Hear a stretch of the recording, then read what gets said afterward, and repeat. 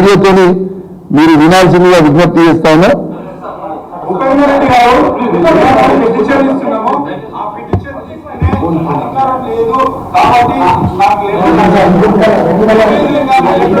ఒక్క నిమిషం.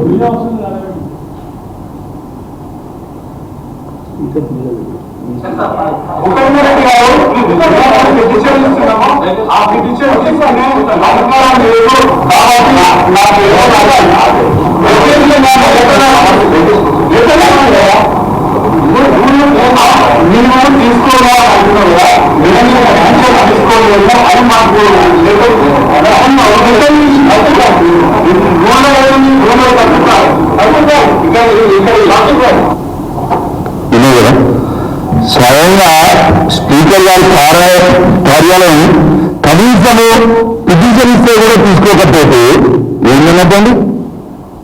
ఇదా ప్రజాపాలన? రేవంత్ రెడ్డి గారు రాళ్లతో కొట్టి చంపాలన్నాడు. ఇప్పుడు ఎవరిని కొట్టాలో రాళ్లతో? ముఖ్యమంత్రి గారిని కొట్టాలా? పార్టీ మారినోళ్ళని కొట్టాలా? ఎవరు కొట్టాలి?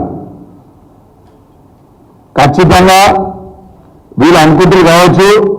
100% మేము చెప్తున్నాం, పార్టీలు మారిన ఎమ్మెల్యేల ఇంటి ముంగట ధర్నాలు చేస్తాం, సాగు తప్పు కొడతాం, బిడ్డ నీ సంగతి ఏందో చెప్తాం, మారిన లేదా ఉట్టికి ఇచ్చిపెడతాం అనుకుంటున్నాం. ఎవరిని కూడా ఇచ్చిపెట్టే ప్రసక్తే లేదు. మీకు అంత రేషం ఉంటే దానం నాగేందర్ గారికి, కడియం శ్రీహరి గారికి, వెంకట్రావు గారికి అంత రేషం ఉంటే, మీరు సిగ్గు శరము లజ్జ మానం మీకుంటే, మీరు అన్నం తింటారు అనుకుంటే, మీరు మొగోళ్ళు అయితే కేసీఆర్ గారు పెట్టిన భిక్షని రాజీనామా చేసి మీరు మొగోళ్ళు అయితే మళ్ళీ పోటీ చేసి గెలువురా చూస్తాం. అసలు మీరు ఏమనుకుంటారా? ఉట్టిగానే ఇచ్చి పెడతాం, సపరేట్గా ఉంటాం అనుకుంటారా? రాసి పెట్టుకోరు. మీ నియోజకవర్గాలలో బై ఎలక్షన్ రాక తప్పదు, మీకు డిపాజిట్లు పోక తప్పవు. ఇది నిజం నిజం నిజం.